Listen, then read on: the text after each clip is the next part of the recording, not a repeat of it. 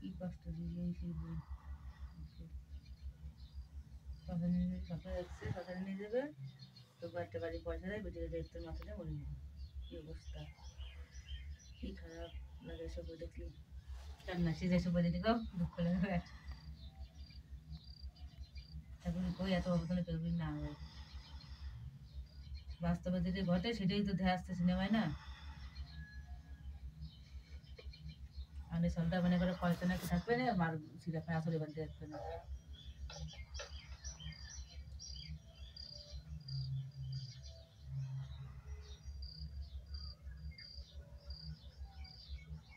আমার ছোট না তোমার সেটা বিড়ি বিড়ি বান্ধে বান্ধে খাতে পারি, বিড়ি বান্ধা আছে, সবজি তোলা আছে, তারপরে সেই খেতে গেলি ফুল তুলে দিলি, শুষা লঙ্কা তুলে দিলি, তারপর পয়সা দেয়।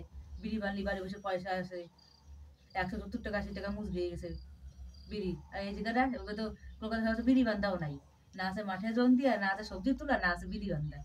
লাস্টে তোমার ঘরে বাড়িতে বসে বসে অভাবে থাকি তো লাস্টে বলে মরি যায় যে কোনো ফিলে না খাতে বইয়ে। এইসব লোকের সত্যি করে এইসব লোকের একটু টাকা পয়সা সাহায্য করলে ভালোই হয়, খারাপ হয় না।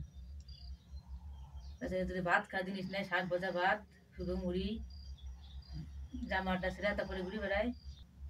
হ্যাঁ, ফেসবুকে আর ইউটিউবে যদি পয়সা অনেক ঢোকে তাহলে এসব গরিব মানুষকে সাহায্য করবো, যারা আর কিরকম অবস্থা, যে সিনেমাটা দেখতেছে সিনেমার যে অবস্থা সেই সব লোকের সিনেমাটা তাকায় দেখো, তাহলে বুঝতে পারবা যে কোন সব লোকের কথা বলতেছি।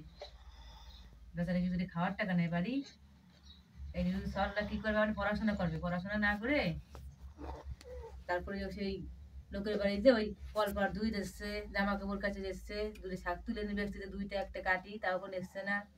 এই বইটা দেখলে পরে আমার চোখে দেখো জল বেরিয়ে যায়, বইটা যে দেখবে তার সত্যি কান্নাই এসে যাবে, এত দুঃখের বই। তাই সবাই নাম তো নাই আমাদের, সবুজ পাটের সহজ নাকি জানো,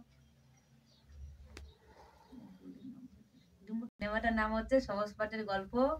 সিনেমাটা যে দেখেনি এসে দেখবেন অবশ্যই। সিনেমা দেখলে যারা যারা আর কি গরিব মানুষের সাহায্য করতে চান, যারা যারা মানে কাজের সাহায্য করবেন, এই সিনেমাটা দেখলে বুঝতে পারবেন যে সাহায্য যদি করা হয়েছে, সিনেমা দেখলে বুঝতে পারবেন যে